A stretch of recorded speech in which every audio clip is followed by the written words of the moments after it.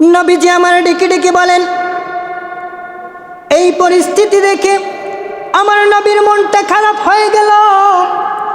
জিবরাইল আমিনকে ডেকে ডেকে আল্লাহ বলেন, জিবরাইল তাড়াতাড়ি আমার বন্ধু নবীর কাছে চলে যাও, আমার বন্ধু নবীর মন খারাপ হয়ে গেছে, আমার বন্ধু নবীর মন বেজার হয়ে গেছে। সাহাবীরা ডেকে ডেকে বলে, ইয়া রাসূলুল্লাহ, ইয়া হাবিবাল্লাহ, নবী গো, অনেক সাহাবীরা হজ করেছে, তাদের সামর্থ্য আছে, হজ করেছে, তারা যদি জিহাদের ময়দানে অংশগ্রহণ করে 100-400 জিহাদের সওয়াব পাবে। আমরা অনেক সাহাবী আছি, আমরা বার্ধক্য হয়ে গিয়েছি, জিহাদের ময়দানে গিয়ে জিহাদ করার মতো ক্ষমতা শক্তি আমাদের নাই, আমরা জিহাদের ময়দানেও যেতে পারবো না, আর আমাদের সামর্থ্য নাই, আমরা হজ করতে পারবো না। ইয়া রাসূলুল্লাহ, ইয়া হাবিবাল্লাহ, আমরা তো এই নিয়ামত থেকে বঞ্চিত হয়ে গেলাম। এই কথা শুনে নবীজির চক্ষু মোবারকে পানি চলে আসলো। সাহাবীরা কাঁদতেছেন, নবীজিও কাঁদতেছেন। এমন সময় জিবরাইল আমিন এসে নবীকে ডেকে ডেকে বলে, ইয়া রাসূলুল্লাহ, ইয়া হাবিবাল্লাহ, নবী গো, যারা হজ করেছে, হজ করে যারা জিহাদের ময়দানে যাবে, তাদের জন্য একটা জিহাদে 400 জিহাদের সওয়াব আপনি ঘোষণা দিয়েছেন। কিন্তু আপনার উম্মত যাদের সামর্থ্য নাই, হজ করতে যেতে পারে না, যাদের শক্তি নাই, জিহাদের ময়দানেও যাইতে পারবে না, তাদের মনটা বড় খারাপ হয়ে গেছে। তাদের জন্য আল্লাহর পক্ষ থেকে আল্লাহ বাজেট করেছে, তারা যদি আপনি নবীর প্রতি দুরূদ সালাম পেশ করে, নবী গো, নবী গো, নবী গো, আল্লাহ পাক রব্বুল আলামিন 400 জিহাদের সওয়াব, একটা হজের সওয়াব নয়, 400 কবুল হজ আর 400 জিহাদে যাওয়ার সওয়াব আল্লাহ পাক রব্বুল আলামিন ওই সমস্ত উম্মতের আমল নামায় দান করবে। আরো জোরে বলেন না সুবহানাল্লাহ, আরো জোরে বলেন ইয়া রাসূলুল্লাহ। দয়াল নবীকে দাঁড়িয়ে সালাম জানালে এটা সম্মান হয়, নাকি বসে বসে সালাম জানালে সম্মান হয়? জোরে বলেন কোনটা? তাজিম করা এটা দাঁড়ানো, এটা কি তাজিম বলে, নাকি বসে থাকা এটা কি তাজিম বলে? জোরে বলেন কোনটা? আমাদের সমাজে এক শ্রেণীর ভাইয়েরা বলে নবীজি দাঁড়াতে নিষেধ করেছে, কিন্তু হাদিসের ভিতরে কি বলেছে সেটার ভেঙ্গে বলে না। নবীজি আমার অন আরবদের মতো দাঁড়াতে নিষেধ করেছে।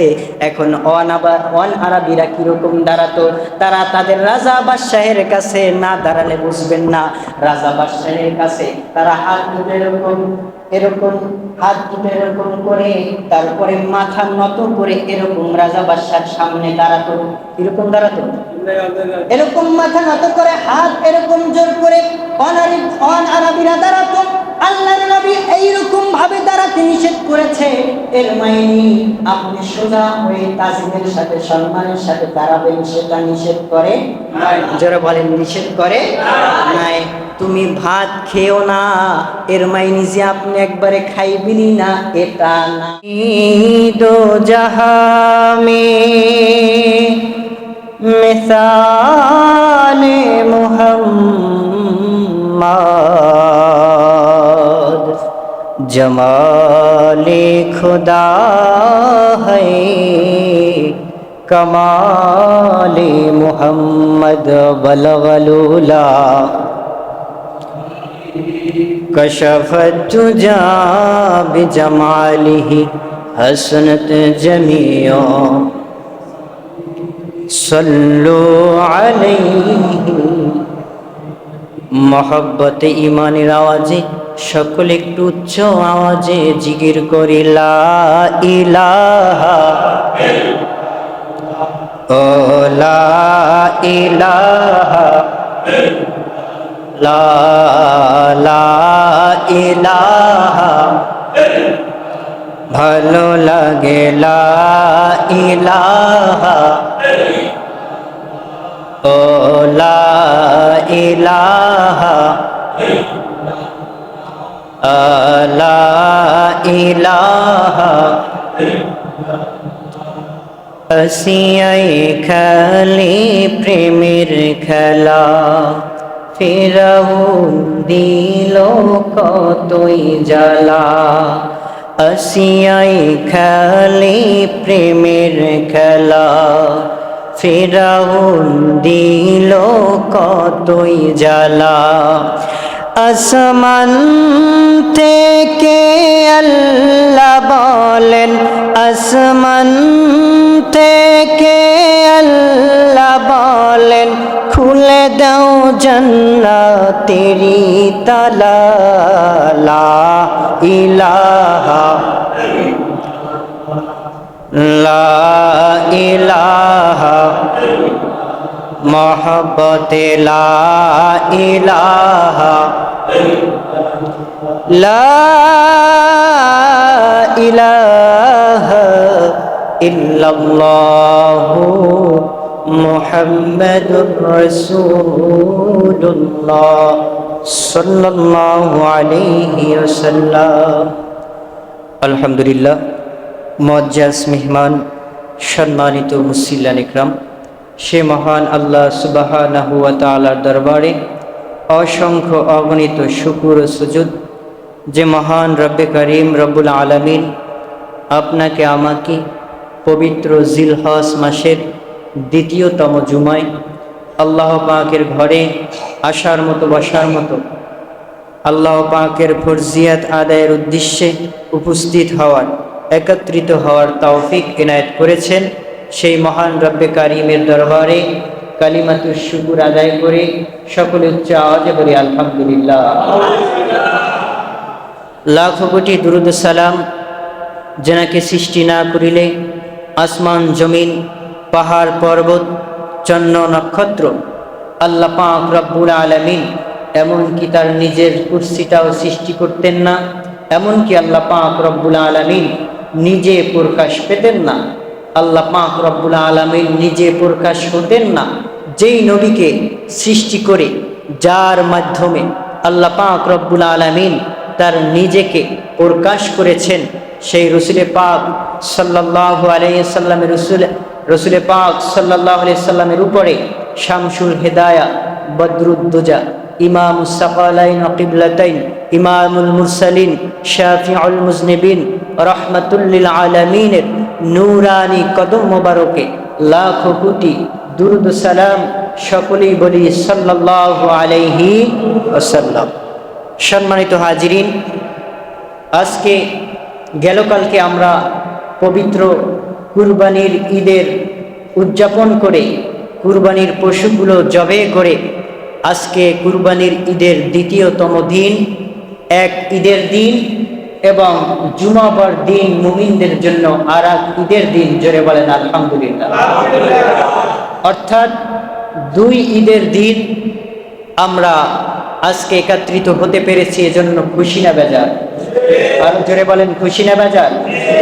আজকে জুমার আলোচনায় জিলহজ মাসের দ্বিতীয়তম খুতবায় দেখলাম আলোচনা এসেছে দুরূদ শরীফের ফজিলাত সম্পর্কে। কিসের ফজিলাত? দুরূদ শরীফের ফজিলাত আছে না নাই? কম না বেশি? জোরে বলেন কম না বেশি? এটা আমাদের দৈনন্দিন জীবনে, আমলিয়াত জীবনে দরকার আছে না নাই? সম্মানিত হাজিরিন, আল্লাহ পাক রব্বুল আলামিন কুরআনুল কারীমে একখানা আয়াতে কারিমা নাজিল করে আল্লাহ পাক রব্বুল আলামিন দুনিয়াবাসীকে জানিয়ে দিলেন যে, হে আমার দুনিয়ার বান্দা বান্দিগণ, মা কানা মুহাম্মাদুন আবা আহাদিম মির রিজালিকুম ওয়ালাকিন রাসূলুল্লাহ। জোরে বলেন সুবহানাল্লাহ। ওয়ালাকিন রাসূলুল্লাহ ওয়া খাতামান নাবিয়্যিন ওয়া কানা আল্লাহু বিকুল্লি শাইইন আলিমা। ইন্নাল্লাহা, নিশ্চয়ই আমি আল্লাহ। জোরে বলেন সুবহানাল্লাহ। ইন্নাল্লাহা, নিশ্চয়ই আমি আল্লাহ, ওয়া মালাইকাতাহু, এবং আমার ফেরেশতাগণ, সাল্লুনা আলান নবী, আমার নবীর উপরে দুরূদ এবং সালাম পেশ করি। সাল্লুনা আলান নবী ওয়া সাল্লিমু তাসলিমা, এবং সম্মানের সাথে, তাজিমের সাথে তোমরা যারা মুমিন মুসলমান বান্দাগণ আছো, তোমরাও তাজিমের সাথে সম্মানের সাথে আমার নবীর উপরে দুরূদ সালাম পেশ করো। জোরে বলেন সুবহানাল্লাহ। ইয়া আইয়ুহাল্লাযীনা আমানু সাল্লু আলাইহি ওয়া সাল্লিমু তাসলিমা। আল্লাহ পাক রব্বুল আলামিন এই পৃথিবীর জমিনে আল্লাহর অসংখ্য অগণিত বান্দাদের মধ্য থেকে আল্লাহ এক শ্রেণীর বান্দাকে ডেকে বলেন, ইয়া আইয়ুহাল্লাযীনা আমানু, হে আমার ঈমানদার বান্দা বান্দীগণ, তোমরা যারা আমি আল্লাহর উপর ঈমান এনেছো, আমার নবীর উপরে ঈমান এনেছো, তোমরা আমি আল্লাহ যেই আমলটা করি আমি শুধু আল্লাহ একাই করি না, আমার সমস্ত ফেরেশতাগণদেরকে নিয়ে করি। এখন আপনাদের কাছে আমার একটা প্রশ্ন, বুঝে থাকলে জবাব দিবেন। বলেন তো, নামাজ ফরজ করেছেন কে? আল্লাহ। রোজা ফরজ করেছেন কে? হজ ফরজ করেছেন কে? যাকাত ফরজ করেছেন কে? কিন্তু আল্লাহ একটাও আমল করেনি। এর মধ্যে কি একটাও আল্লাহ আমল করে? বুঝেন নাই কথা? এগুলো কি আল্লাহ নিজে আমল করে নাকি বান্দার জন্য? জোরে বলেন, কাদের জন্য? কথা বুঝতে পারছেন? নামাজ ফরজ করেন আল্লাহ, কিন্তু আল্লাহ নামাজ পড়েন না।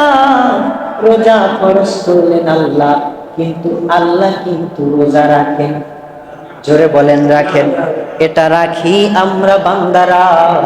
আমার আল্লাহ বলেন, ও আমার ঈমানদার বান্দা, আমি আল্লাহ একটা আমল করি, ওই আমলটা আমি আল্লাহ করি এবং আমার ফেরেশতারা করে।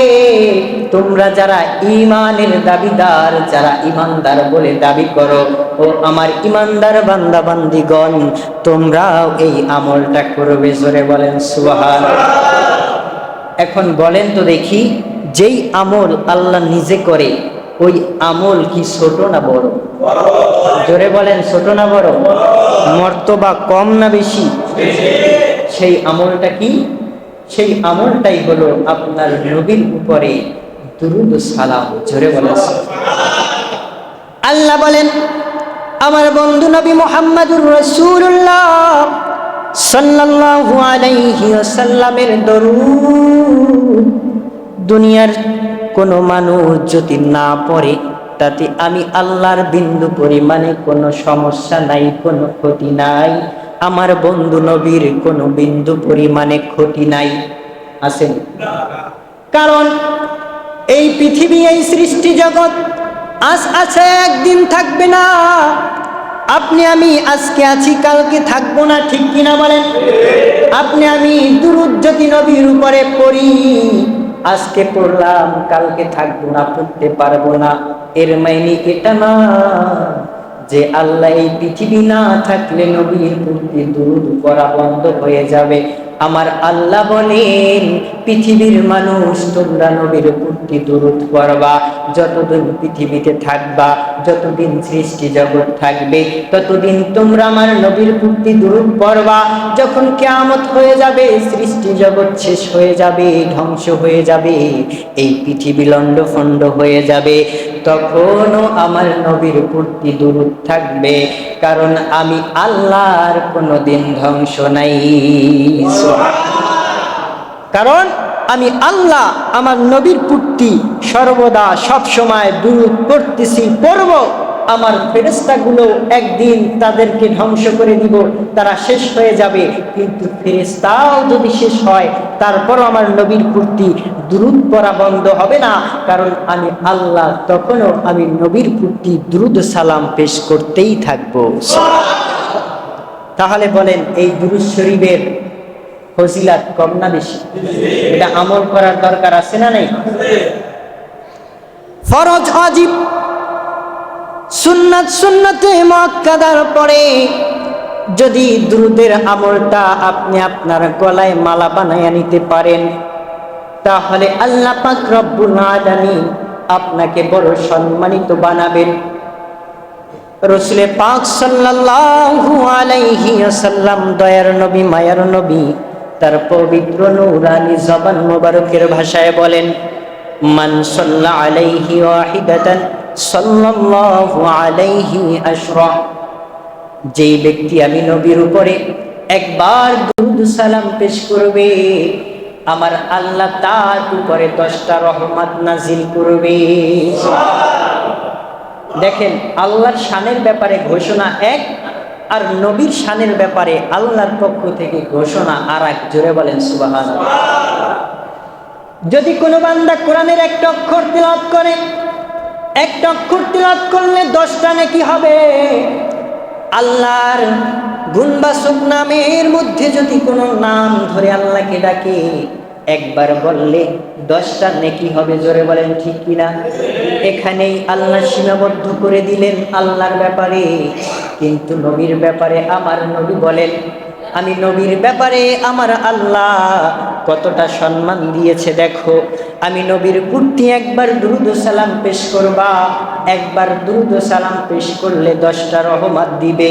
10টা রহমত দিয়ে শেষ নয়, আল্লাহ পাক রব্বুল আলামিন তোমার গুনাহ খাতাগুলোর আমল থেকে, গুনার আমল থেকে 10টা গুনাহ মাফ করে দিবে। শুধু এটা করেই শেষ নয়, আল্লাহ পাক রব্বুল আলামিন ইহকাল থেকে পরকাল পর্যন্ত আল্লাহ পাক রব্বুল আলামিন সম্মান ইজ্জতের মাকাম 10টা বাড়াইয়া দিবে। দুরূদ পড়বেন কয়বার? জোরে বলেন কয়বার? একবার। তাহলে এই ফজিলত, এই আমলের দরকার আছে না নাই? বন্ধুরা, বাবারা, আল্লাহ পাক রব্বুল আলামিন তার হাবিবুল্লাহকে এতটা ভালোবাসেন, এতটা মহব্বত করেন। আল্লাহ পাক রব্বুল আলামিন তিনি তার হাবিবুল্লাহকে এতটা প্রেম, এতটা মহব্বত, এতটা ভালোবাসেন। একটা হাদিসের কিতাবের ভিতরে সুন্দর একটা হাদিস দেখে আমি অবাক হয়ে গেলাম। হাদিসটা আজকে সকালবেলা আমি হাদিসটা পড়লাম, দেখলাম, আমি অবাক হয়ে গেলাম। হাসিয়ার দালাইলুল খায়রাত কিতাবের 2য় খণ্ডের 202 নাম্বার পৃষ্ঠায় হাদিসটা কোট করা হয়েছে। রাসূলুল্লাহ সাল্লাল্লাহু আলাইহি ওয়াসাল্লাম বলেছেন, ও আমার সাহাবীরা, তোমরা আমি নবীর প্রতি যখন দুরূদ পড়বা, তখন আমি নবীর প্রতি এমন ভাবে দুরূদ পড়বা, এত মনোযোগ সহকারে, এত মহব্বতের সাথে এমন ভাবে দুরূদ পড়বা যেন তোমাদের দুরূদ আমি ইন্তেকালের পরেও রওজা মুবারকে শুয়ে নিজ কানে শুনতে পাই। পৃথিবীর জমিনে যত আল্লাহর নবীর উম্মত আছে, পৃথিবীর যে কোনো প্রান্তে বসে নবীর প্রতি যদি দুরূদ সালাম পেশ করে, তাহলে আমার নবী বলেন, একদল ফেরেশতা আল্লাহ নিযুক্ত করেছেন, যদি আমার কোনো উম্মত আমার উপরে অমনোযোগ হয়ে মহব্বত ওইভাবে হৃদয়ে না নিয়ে যদি দুরূদ পড়ে, তার দুরূদ এবং তার পরিচয়, তার মাতৃ পরিচয়, পিতৃ পরিচয়, সমস্ত ডিটেলস আমার কাছে, আমি নবীর কাছে রওজা মোবারকে আমার কানে একদল ফেরেশতা পৌঁছাইয়া দেয়। সুবহানাল্লাহ। আর এক শ্রেণীর উম্মত আমার দুনিয়ার ভিতরে থাকবে, যারা এমন মহব্বত নিয়ে দুরূদ পড়বে, এমন ভালোবাসা নিয়ে দুরূদ পড়বে, ওই উম্মতের দুরূদ ফেরেশতারা নিয়ে আসবে না, নিয়ে আসার দরকার নাই। ওই উম্মতের দুরূদ সালাম আমি নিজে নবীজি রওজা মুবারকে শুয়ে আমি নবীজি আমার নিজের কান মুবারকে দুরূদ সালামের আওয়াজ পাই। এই জন্য আমার নবী বলেন, রে আমার উম্মত, আমার প্রতি যখন দুরূদ ও সালাম পেশ করবা, মহব্বত নিয়ে, আবেগ নিয়ে, ভালোবাসা নিয়ে পেশ করবা। সাহাবীরা প্রশ্ন করে, ইয়া রাসূলুল্লাহ, ইয়া হাবিবাল্লাহ, যদি আবেগ, ভালোবাসা, মহব্বত নিয়ে দুরূদ পেশ করি তাহলে কি হবে? নবীজি বলেন, রে সাহাবীরা, তাই তো গায়েবের খবর তোমাদের কাছে প্রকাশ করে দিতে হয়। জোরে বলেন সুবহানাল্লাহ। গায়েবের খবর আপনার আমার নবী জানে কি জানে না? জোরে বলেন, জানে কি জানে না? আমাদের সমাজে একদল আলেম ভাইরা আছে যারা বলে নবী নাকি গায়েব জানে না। জোরে বলেন নাউজুবিল্লাহ। নবী এবং রসুল হওয়ার শর্ত অনেকগুলো, শর্তের মধ্যে একটা শর্ত হলো গায়েবের খবর দেনেওয়ালা, নবীওয়ালা। নবী শব্দের অর্থই হলো গায়েবের খবর যিনি পৌঁছে দেন। ওই শব্দটার নামই হলো নবী। জোরে বলেন সুবহানাল্লাহ। তাহলে আপনার আমার নবী গায়েব জানে কি জানে না? কোরআন এটা আল্লাহ পাক রব্বুল আলামিন সরাসরি আপনার আমার কাছে পাঠায়। কার কাছে পাঠিয়েছেন? বলেন কার কাছে? নবীর কাছে। গায়েবের ইলম এটা 3 প্রকার।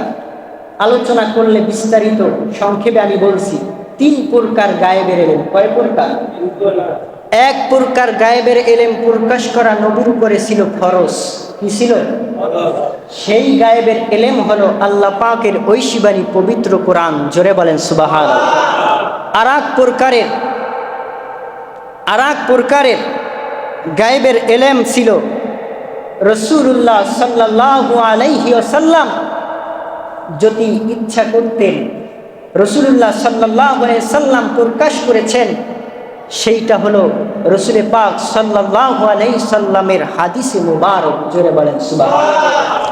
আর এক প্রকারের গায়েবী ইলম হলো যেইটা রাসূলুল্লাহ সাল্লাল্লাহু আলাইহি সাল্লাম ইচ্ছা করেছেন উম্মতের মাঝে প্রকাশ করবেন, প্রকাশ করেছেন, আর ইচ্ছা করেছেন প্রকাশ করবেন না, সেটা আল্লাহু আ'লামু ওয়া রাসূলু, এবং আল্লাহ এবং আল্লাহর রসুল ভালো জানে, সেটা কোনো প্রকাশ করেন নাই। জোরে বলেন করেন নাই।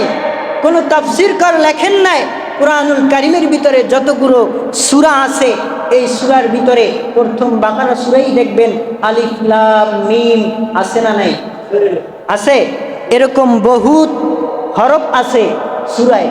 এই হরফের ব্যাখ্যা, তাফসীর, অর্থ আজ পর্যন্ত কোনো তাফসীরকারক করতে পারে নাই। একটা কথাই এই আয়াতের ব্যাখ্যায় তাফসীরে লেখছেন আল্লাহু আ'লামু ওয়া রাসূলু। শুধু আল্লাহু আ'লাম, শুধু আল্লাহর কথা বলেন নাই, বলছেন আল্লাহু আ'লামু ওয়া রাসূলু। এই আয়াতে আল্লাহ কি বলছেন, কি বুঝাইছেন, এটার ইলম একমাত্র আল্লাহ এবং আল্লাহর রসুলের কাছে আছে, আর কারো কাছে নাই। চিল্লায়া বলেন সুবহানাল্লাহ। তাহলে মৌলবী তুমি বলো নবীর কাছে ইলম নাই, গায়েবের ইলম আছে না নাই? আল্লাহ বলেন আলিমুল গায়বি ফালা ইউযহিরু আলা গায়বিহি আহাদা। আমি আল্লাহ যেই সমস্ত রাসূলদেরকে গায়েবের ইলম জানানোর ইচ্ছা পোষণ করি, আমি তাদেরকে গায়েবের ইলম দান করি। সুবহানাল্লাহ। তাহলে আল্লাহ যদি আমার নবীকে গায়েবের ইলম দেয়, তোমার কেন চুলকায়? জোরে বলেন ঠিক কি না? আপনার আমার কোনো ক্ষতি আছে? জোরে বলেন আছে? এজন্য বলেন গায়েবী খবর দেনেওয়ালা এলো রে মক্কায়, গায়েবী খবর দেনেওয়ালা এলো, যার নাম শুনিলে চমকে উঠি দিল বেকারার হয়ে যায়, যার নাম শুনিলে চমকে উঠে দিল বেকারার হয়ে যায়, গায়েবী খবর দেনেওয়ালা এলো রে মক্কায়, গায়েবী খবর দেনেওয়ালা। বলতে পারেন না? জোরে বলেন না মারহাবা। সম্মানিত হাজিরিন, বিস্তারিত আলোচনা সংক্ষেপে আমি বলতেছি।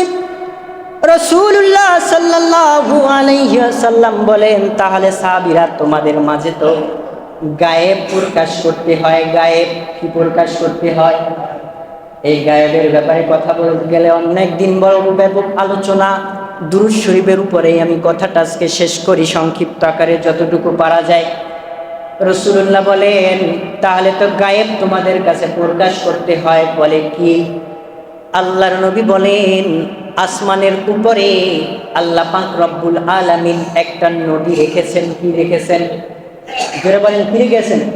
একটা নদী আছে আসমানের উপরে, ওই নদীর নাম হলো বরকত।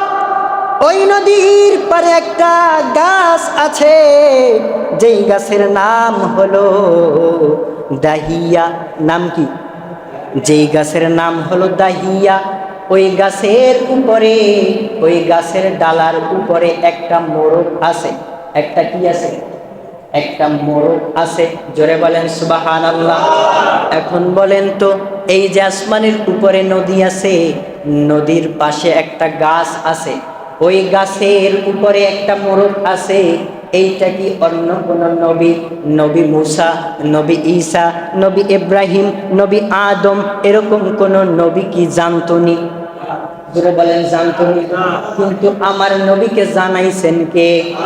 জোরে বলেন কে? আল্লাহর নবী বলেন, এই গায়েবের খবর তোমাদের কাছে প্রকাশ করতে হয়। সেই নদীর পারে একটা গাছ, ওই গাছের নাম হলো দাহিয়া, আর ওই গাছের উপরে একটা মোরগ আছে। যখন ওই আমার এই পৃথিবীর জমিনে, যখন আমার কোন উম্মত, আমি নবী মুস্তাফা মুহাম্মাদুর রাসূলুল্লাহ সাল্লাল্লাহু আলাইহি ওয়াসাল্লামের উপরে দুরূদ ও সালাম পেশ করে, তখন ওই গাছের মোরগটা লাফ দিয়ে ওই বরকত নামক নদীর ভিতরে একটা ডুব দেয়। ডুব দিয়া গাছের উপরে উঠিয়া এবার তার পাখাগুলো একটা ঝাড়া দেয়।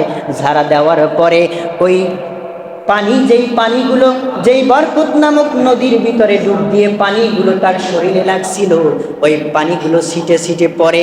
যত ফোঁটা পানি পড়ে, তত ফোঁটা পানির বিনিময়ে আমার আল্লাহ পাক রব্বুল আলামিন একটা করে ফেরেশতা সৃষ্টি করে দেয়। সাহাবীরা বলে, ইয়া রাসূলুল্লাহ, ইয়া হাবিবাল্লাহ, নবীজি,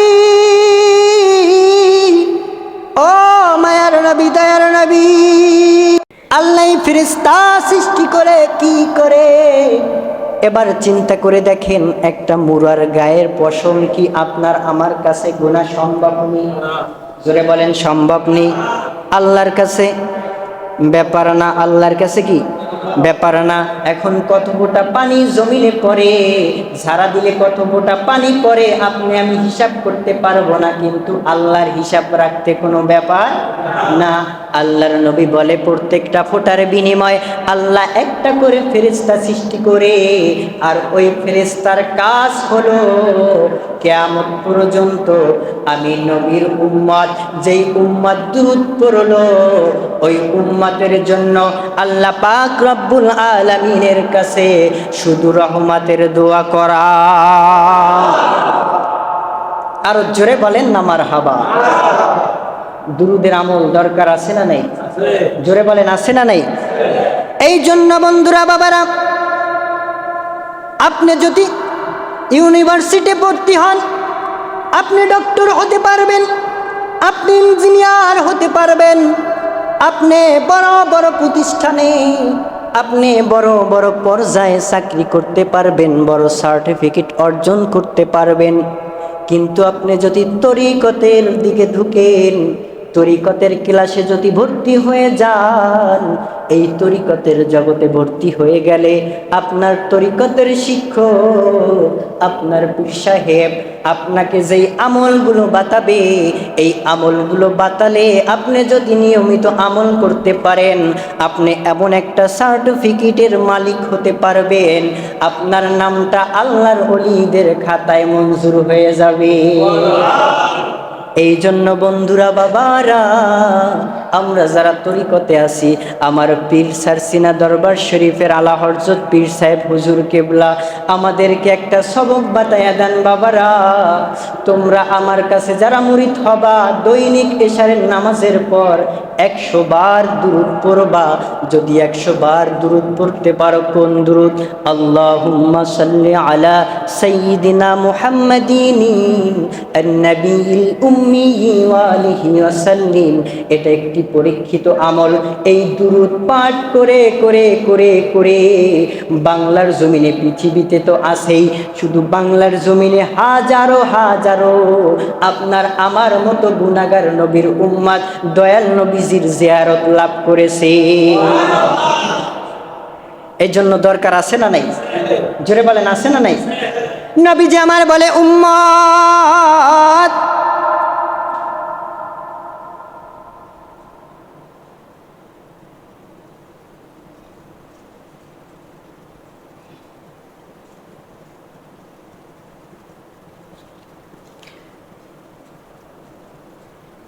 দয়াল নবীজি বলেন, রে উম্মত, যখন আমার প্রতি দুরূদ সালাম পেশ করবা মহব্বতের সাথে, কির সাথে? এখন আপনাদেরকে সংক্ষিপ্ত আকারে একটা কথা বলি, যে আয়াতটা আমি বললাম, ইয়া আইয়ুহাল্লাযীনা আমানু সাল্লু আলাইহি ওয়া সাল্লিমু তাসলিমা।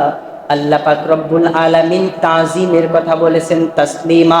এই তাসলিমার ব্যাখ্যায় মুফাসসিরগণ ব্যাখ্যা করেছেন, এই তাসলিমা মানে তাজিমান তাকরিমান। তাজিমান তাকরিমান হলো আল্লাহর নবীকে সম্মান জানানো। এখন বলেন, দয়াল নবীকে দাঁড়িয়ে সালাম জানালে এটা সম্মান হয়, নাকি বসে বসে সালাম জানালে সম্মান হয়? জোরে বলেন কোনটা? তাজিম করা এটা দাঁড়ানো, এটা কি তাজিম বলে, নাকি বসে থাকা এটা কি তাজিম বলে? জোরে বলেন কোনটা? আমাদের সমাজে এক শ্রেণীর ভাইয়েরা বলে নবীজি দাঁড়াতে নিষেধ করেছে, কিন্তু হাদিসের ভিতরে কি বলেছে সেটার ভেঙ্গে বলে না। নবীজি আমার অন আরবদের মতো দাঁড়াতে নিষেধ করেছে। এখন অন আরবিরা কিরকম দাঁড়াতো? তারা তাদের রাজা বাদশাহের কাছে না দাঁড়ালে বুঝবেন না। রাজা বাদশাহের কাছে তারা হাত দুটো এরকম এরকম হাত দুটো এরকম করে, তারপরে মাথা নত করে এরকম রাজা বাদশার সামনে দাঁড়াতো। এরকম দাঁড়াতো, এরকম মাথা নত করে হাত এরকম জোর করে অন আরবিরা দাঁড়াতো। আল্লাহর নবী এইরকম ভাবে দাঁড়াতে নিষেধ করেছে। এর মাইনি আপনি সোজা হয়ে তাজিমের সাথে সম্মানের সাথে দাঁড়াবেন, সেটা নিষেধ করে নাই। যারা বলেন নিষেধ করে নাই। তুমি ভাত খেও না, এর মাইনি যে আপনি একবারে খাইবিনি না এটা না। জোরে বলেন ঠিক কিনা? জোরে বলেন ঠিক কিনা? তুমি খাইও না, আল্লাহ খাইতেও বলছেন আবার নিষেধও করছেন। এখন বুঝতে হবে যে আল্লাহ কোনটা খাইতে বলছেন আবার কোনটা নিষেধ করছেন। যেইটা নিষেধ করছেন ওইটা বর্জন করতে হবে, যেটা খেতে বলছেন ওটা খেতে হবে। খাইও না এর মাইনে আমি খাবো না, এটা জোরে বলেন এইটা বলে নাই। তাহলে আল্লাহ বলছেন ওয়াসাল্লিমু তাসলিমা, তাজিমের সাথে শুধু দুরূদ নয়, তুমি দুরূদ পড়ো, সালাম দাও আমার নবীকে তাজিমের সাথে, যেটা তোমার কাছে তাজিম মনে হয়। সাহাবীরা নবী যখন আসতেন নবীর তাজিমে দাঁড়িয়ে থাকতেন। নবী যখন দরবার থেকে যাইতেন, নবীর কদম থেকে যখন যাইতেন, সাহাবীরা ততক্ষণ পর্যন্ত দাঁড়িয়ে থাকতেন যতক্ষণ পর্যন্ত নবীকে দেখা যাইতো। জোরে বলেন সুবহানাল্লাহ। একটা প্রশ্ন আসছে, ৬০ গম্বুজ মসজিদে ঈদের জামাতে মিলাদ কিয়াম করার কারণে ইমামকে অর্ধ বলেছেন এক মুসল্লি। জোরে বলেন নাউজুবিল্লাহ।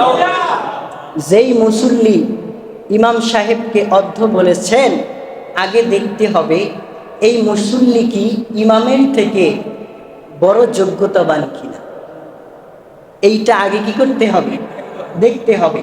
কারণ একজন ইমাম সে যেই হোক না কেন, তার যোগ্যতা আছে বিদায় আপনি ইমামের চেয়ারে তাকে বসাইছেন। যদি তার যোগ্যতা না থাকতো, তার থেকে যদি যোগ্যতা আপনার বেশি থাকতো, আপনি নিজেই বসতেন। ঠিক কিনা বলেন? এখন আপনি যে ইমাম সাহেবকে বললেন, ওই ইমাম সাহেব হয়তো মুফতি সাহেব, হয়তো মুফাসসির সাহেব, হয়তো বড় আলেম, তার যেই এলেম তার যেই জ্ঞান আছে, আপনি যে তাকে অর্ধ বলেছেন, মূর্খ বলেছেন, এখন তার থেকে আপনার জ্ঞানটা বেশি কিনা এইটা আগে দেখতে হবে। বুঝতে পারছেন? আর এই সমস্ত কথাগুলো কারা বলে জানেন? যাদের ভিতরে রসুলে পাকের ইশকের কথা আসলে অ্যালার্জি চুলকানি শুরু হয়। জোরে বলেন ঠিক কি? কারণ এদের কথায় কিছু আছে যায়। জোরে বলেন যায়। বাংলার জমিনে মিলাদ কিয়াম ছিল, মিলাদ কিয়াম আছে, মিলাদ কিয়াম কিয়ামত পর্যন্ত থাকবে। জোরে বলেন ঠিক কিনা? যদি তোমার ভালো না লাগে তোমাকে বাধ্য করি না, এটা আমরা ফরজ মনে করে আমরা মিলাদ কিয়াম করি না। এটা আমরা মহাব্বতের সাথে আমরা এটাকে পালন করি, এটা আমরা ফরজ ওয়াজিব সুন্নাত মনে করি, আমল করি। এটা মুস্তাহাসান মুস্তাহাব আমল মনে করে আমি করি, আমরা করি। তোমার যদি ভালো না লাগে তুমি কইরো না, তোমাকে বাধ্য করা হয় না, কিন্তু তুমি ফতোয়া মাইরো, জোরে বলেন ফতোয়া মাইরো না। বন্ধুরা বাবারা, হযরত আলী রাদিয়াল্লাহু তাআলা আনহু থেকে একখানা হাদিসে মুবারকা কোট করা হয়েছে। রাসূল পাক সাল্লাল্লাহু আলাইহি ওয়াসাল্লাম বলেছেন, তোমরা এই দুরূদ শরীফ এত সুন্দর একটা ফজিলতের আমল, এই কিছুদিন আগে এই মাসের মধ্যেই হজ গেছে কিনা, জোরে বলেন গেছে কিনা? হজ গেল, কিন্তু আমরা অনেকে হজ করতে পারি। আপনার আমার অনেকের সামর্থ্য নাই খানায় কাবার গিলাপ খানা চুমা খাবো, দয়াল নবীজির রওজা মোবারকের পাশে দাঁড়িয়ে নবীজিকে একটু সালাম দিব, এখনো পর্যন্ত আপনার আমার নসিব হয় নাই। কিন্তু আপনার আমার নবী একদিন সাহাবীদের সামনে দিলটা নরম করে দেন বাবারা, নবীর মহব্বতে যদি চোখের কোণায় এক ফোঁটা পানি আনতে পারেন, তাহলে আমার দয়ার আল্লাহ পানি ফোঁটার সাথে জীবনের গুনাহগুলো ধুয়ে মুছে সাফ করে দিবে। জোরে বলেন সুবহানাল্লাহ। আমার দয়াল নবীজি সাহাবীদের সামনে নবীজি বলেন, রে আমার সাহাবীরা, আপনারা যারা হজ করেছেন, আপনারা যদি জিহাদের ময়দানে অংশগ্রহণ করেন, তাহলে আল্লাহ পাক রব্বুল আলামিন আপনাদের আমলনামায় 400 জিহাদের সওয়াব দান করে দিবে। কয়শো জিহাদ? এই প্রস্তাবটা, এই ঘোষণাটা আল্লাহর হাবিব তার নিজের থেকে দিয়েছে। কার থেকে? আল্লাহ পাক রব্বুল আলামিন জিবরাইল আমিনকে পাঠিয়ে দিয়ে বললেন, রে জিবরাইল, তাড়াতাড়ি আমার বন্ধু নবীর কাছে চলে যাও, আমার নবীকে জানিয়ে দাও, আমার নবী যেই ঘোষণা দিয়েছেন আল্লাহ তার বাজেট কবুল করেছেন। নবীজি মুস্কি হাসি দিয়ে সাহাবে কিরামদেরকে বললেন, আপনারা যারা হজ করেছেন তারা যদি জিহাদের ময়দানে অংশগ্রহণ করেন, একটা জিহাদ করলে 400 জিহাদের সমপরিমাণ সওয়াব আপনার আমলনামায় আল্লাহ দান করবে। সুবহানাল্লাহ। যখন এই ঘোষণাটা দিলেন, নবীজি মুস্কি হাসি দিয়ে সাহাবার চেহারার দিকে যখন তাকালেন, দেখলেন সাহাবাদের মধ্যে দুইটা গ্রুপ হয়ে গেছে। একটা গ্রুপ তাদের মুখের ভিতরে হাসি, আর একটা গ্রুপ সাহাবীরা মাথাটা নিচের দিকে দিয়ে জমিনের ভিতরে আঙ্গুল এভাবে টানতেছে, আর চক্ষু থেকে পানি ছেড়ে ছেড়ে কান্না করতেছে। আরো জোরে বলেন না সুবহানাল্লাহ। নবীজি আমার ডেকে ডেকে বলেন, এই পরিস্থিতি দেখে আমার নবীর মনটা খারাপ হয়ে গেল। জিবরাইল আমিনকে ডেকে ডেকে আল্লাহ বলেন, জিবরাইল, তাড়াতাড়ি আমার বন্ধু নবীর কাছে চলে যাও, আমার বন্ধু নবীর মন খারাপ হয়ে গেছে, আমার বন্ধু নবীর মন বেজার হয়ে গেছে। সাহাবীরা ডেকে ডেকে বলে, ইয়া রাসূলুল্লাহ, ইয়া হাবিবাল্লাহ, নবী গো, অনেক সাহাবীরা হজ করেছে, তাদের সামর্থ্য আছে, হজ করেছে, তারা যদি জিহাদের ময়দানে অংশগ্রহণ করে 100-400 জিহাদের সওয়াব পাবে। আমরা অনেক সাহাবী আছি, আমরা বার্ধক্য হয়ে গিয়েছি, জিহাদের ময়দানে গিয়ে জিহাদ করার মতো ক্ষমতা শক্তি আমাদের নাই, আমরা জিহাদের ময়দানেও যেতে পারবো না, আর আমাদের সামর্থ্য নাই, আমরা হজ করতে পারবো না। ইয়া রাসূলুল্লাহ, ইয়া হাবিবাল্লাহ, আমরা তো এই নিয়ামত থেকে বঞ্চিত হয়ে গেলাম।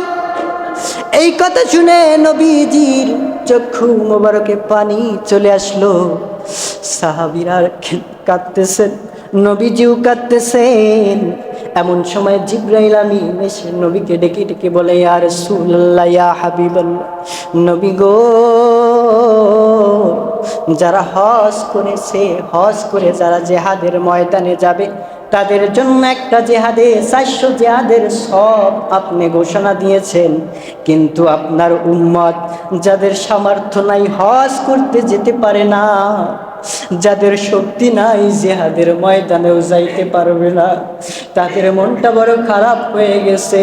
তাদের জন্য আল্লাহর পক্ষ থেকে আল্লাহ বাজেট করেছে, তারা যদি আপনি নবীর প্রতি দুরূদ সালাম পেশ করে, নবী গো নবী গো নবী গো, আল্লাহ পাক রব্বুল আলামিন 400 জিহাদের সব, একটা হজের সব নয়, 400 কবুল হজ আর 400 জিহাদে যাওয়ার সব আল্লাহ পাক রব্বুল আলামিন ওই সমস্ত উম্মতের আমল নামায় দান করবে। আরো জোরে বলেন না সুবহানাল্লাহ, আরো জোরে বলেন ইয়া রাসূলুল্লাহ। দুরূদ শরীফের বরকত আছে না নাই? জোরে বলেন আছে না নাই? তবে যাদের উপরে ওয়াজ ফরজ হয়েছে তারা আবার ভাববেন না যে হজ না করলেই চলবে না, আপনার ফরজ আপনার আদায় করতেই হবে, আর এই আমল করলেও আপনি তার ফজিলত পাবেন। কিন্তু ফরজ আপনার আদায় করতেই কি, জোরে বলেন করতেই কি? সাহাবীরা প্রশ্ন করে, ইয়া রাসূলুল্লাহ, ইয়া হাবিবাল্লাহ, নবীজি, ওগো মায়ার নবী, দয়ার নবী, এই দুরূদের বরকত, এই দুরূদের ফজিলত, এটা কি শুধু আমাদের জন্যই নাকি অন্য কারো জন্য আছে? নবীজি বলেন, রে সাহাবীরা, এই দুরূদ এমন, আমার দুরূদ এমন মহা একটা আমল, মহা একটা ঔষধ, যেই আমল, যেই ঔষধের মাধ্যমে আল্লাহ ফেরেশতাদেরকেও আযাব থেকে রক্ষা করে। সংক্ষিপ্ত আকারে আমি বলি, সময় হয়ে গেছে। নবীজি যখন মেরাজ গেলেন, চতুর্থ আসমানে গিয়ে দেখতেছেন যে একজন ফেরেশতাকে আল্লাহ পাক রব্বুল আলামিন তার পায়ের ভিতরে আগুন দিয়ে আযাব দিচ্ছেন, আগুন দিয়ে জ্বালাচ্ছেন। জোরে বলেন নাউজুবিল্লাহ। নবীজি বলেন, আমি জিবরাইল আমিনকে প্রশ্ন করলাম, ইয়া আখি জিবরাইল, এই ফেরেশতাটাকে কেন আযাব দেওয়া হচ্ছে? জিবরাইল বলেন, নবী গো, এই ফেরেশতাকে আল্লাহ দুনিয়ার জমিনে এক গোত্রের মানুষকে ধ্বংস করার জন্য পাঠিয়েছিল। ফেরেশতা গিয়ে ওই গোত্রের ভিতরে শিশু বাচ্চা দেখে তাদেরকে ধ্বংস না করে, তাদেরকে আযাব না দিয়ে ফিরে চলে এসেছে। এই ফেরেশতা আল্লাহর হুকুম অমান্য করেছে, এই জন্য এই ফেরেশতাকে আল্লাহ আযাব দিচ্ছে। জোরে বলেন আল্লাহু আকবার।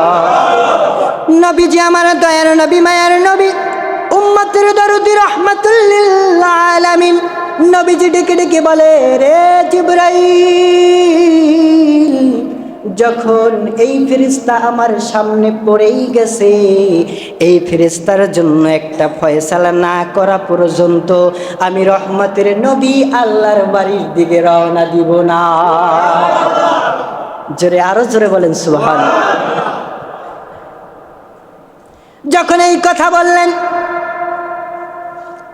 জিবরাইল আমিনকে ডেকে ডেকে বলতেছেন, রব্বুল আলামিন ডেকে বলেন, রে জিবরাইল, আমার বন্ধু নবীকে বলে দাও, এই ফেরেশতা আমার বন্ধু নবীর উপরে যেন 10 বার দুরূদ শরীফ পাঠ করে। কয়বার? জোরে বলেন কয়বার? 10 বার যেন দুরূদ শরীফ পাঠ করে। আল্লাহ পাক রব্বুল আলামিন চাইলে নামাজ পড়ার কথা বলতে পারতেন, চাইলে রোজা রাখার কথা বলতে পারতেন, চাইলে অন্য অন্য আমলের কথা বলতে পারতেন, আল্লাহর জিকিরের কথা বলতে পারতেন। তা না বলে আল্লাহ বললেন, ও জিবরাইল, আমার বন্ধু নবীকে বলে দাও, আমার বন্ধু জানি বলে এই ফেরেশতাকে, এই ফেরেশতা আমার বন্ধুর উপরে যেন 10 বার দুরূদ পড়ে। 10 বার দুরূদ পড়লে কি হবে? যদি 10 বার দুরূদ পাঠ করে, তাহলে আমি আল্লাহ পাক রব্বুল আলামিন এই ফেরেশতাকে এই আযাব থেকে মুক্তি দান করে দিব। এই জন্যই আমরা সকাল সন্ধ্যায় 10 বার দুরূদ পড়ি, 10 বার ইখলাস সূরা তেলাওয়াত করি, করি কি করি না? তারপরে সবরে সানি করে তারপরে আমরা আল্লাহর জিকির করি। এটা হলো তরিকতের আমল। কিসের আমল? জোরে বলেন, কিসের আমল? তরিকতের আমল। আপনি যদি তরিকতের জগতে ডুব দিতে পারেন, এজন্য কবি শায়ের লেখেন, ও তুই ডুব দিলে রূপ দেখতে পাবি রে, ও তুই ডুব দিলে রূপ দেখতে পাবি রে, পাবি তোর খোদে মহাজন, পাবি তোর খোদে মহাজন। পীরের দিল দরিয়ায় ডুবে দেখ ওরে পাগল মন, পীরের দিল দরিয়ায় ডুবে দেখ ওরে পাগল মন। দিল তোমার হবে খাঁটি, বুঝতে পারবে উজান ভাটি, কোথায় কি রতন। জোরে বলেন সুবহানাল্লাহ। দিল তোমার হবে খাঁটি, বুঝতে পারবে উজান ভাটি, কোথায় কি রতন। আছে ওই নদীর ওই গভীরে তেরে, আছে ওই নদীর ওই গভীরে তেরে, আছে মানিকার রতন, আছে মানিকার রতন। পীরের দিল দরিয়ায় ডুবে দেখ ওরে পাগল মন। জোরে বলেন ঠিক কিনা? আল্লাহ পাক রব্বুল আলামিন, দীর্ঘ সময় হয়ে গিয়েছে, আমি আর আলোচনা দীর্ঘায়িত করব না। আল্লাহ পাক রব্বুল আলামিন যেন এই দুরূদ শরীফ আমাদের জীবনের দৈনন্দিন আমল হিসেবে গ্রহণ করার তৌফিক দান করেন। সকলে বলেন আমিন। আরো জোরে বলেন আমিন। দুরূদের আমলের দরকার আছে না নাই? আরো জোরে বলেন আসেনি? সংক্ষিপ্ত আকার একটা কথা বলে শেষ করে দেই, আরো ভালো লাগবে, আমলের প্রতি আপনাদের আরো আগ্রহ জাগবে। আপনার আমার জাতির পিতা হযরতে, আপনার আমার আদি পিতা হযরতে ইব্রাহিম, হযরতে আদম আলাইহিস সালাম, তেনার যখন বিবাহ হয়েছে কোথায়? জান্নাতে। কোথায়? জোরে বলেন কোথায়? জান্নাতে। জান্নাতে যখন তেনার বিবাহ হলো, বিস্তারিত আলোচনা সংক্ষেপে আমি 1 মিনিটে বলছি। যখন বিবাহ হলো, এখন স্বামী স্ত্রীর কাছে যাবে, আল্লাহ ডেকে বলে আদম আস্তে দাঁড়াও। আদম বলতেছে আল্লাহ আমার জন্যই তো বানাইছো, তাহলে আবার বাধা কেন দিচ্ছ? আল্লাহ বলতেছেন তোমার জন্যই বানাইছি, তবে হালাল করে নাও। হালাল করব কিভাবে? আল্লাহ ডেকে বলেন মহারানা দাও। আদম বলে মহারানাটা আবার কি? মহারানা আবার কি? কারণ এই সব তো ছিল না, এসব তো দেখে নাই, মহারানা কি? আল্লাহ পাক রব্বুল আলামিন বলতেছেন মহারানা যতক্ষণ পর্যন্ত না দিবা, ততক্ষণ পর্যন্ত তোমার স্ত্রী তোমার উপরে হালাল হবে না। এবার ডেকে বলতেছে আল্লাহ তাড়াতাড়ি বলো, দেখে তো আমার আর সহ্য হচ্ছে না, এত সুন্দর রমণী তুমি আমার সামনে ফিট করে রেখেছো, মহারানাটা কি? এবার আদমকে আল্লাহ ডেক দিয়ে বলতেছে আদম, যেই নবীকে সৃষ্টি না করলে তুমি আদমকে সৃষ্টি করতাম না, ওই নবীর উপরে 10 বার দুরূদ ও সালাম পেশ করো, তোমার বিয়ের মহারণা আদায় হয়ে যাবে। জোরে বলেন সুবহানাল্লাহ। আরো জোরে বলেন সুবহানাল্লাহ। নবী কামলেওয়ালা হাবিবুল্লাহ আমার জানের জান, নবী কামলেওয়ালা হাবিবুল্লাহ জান, বলেন কামলেওয়ালা হাবিবুল্লাহ, নবী কামলিওয়ালা হাবিবুল্লাহ। আমার নবীর মতো কারো,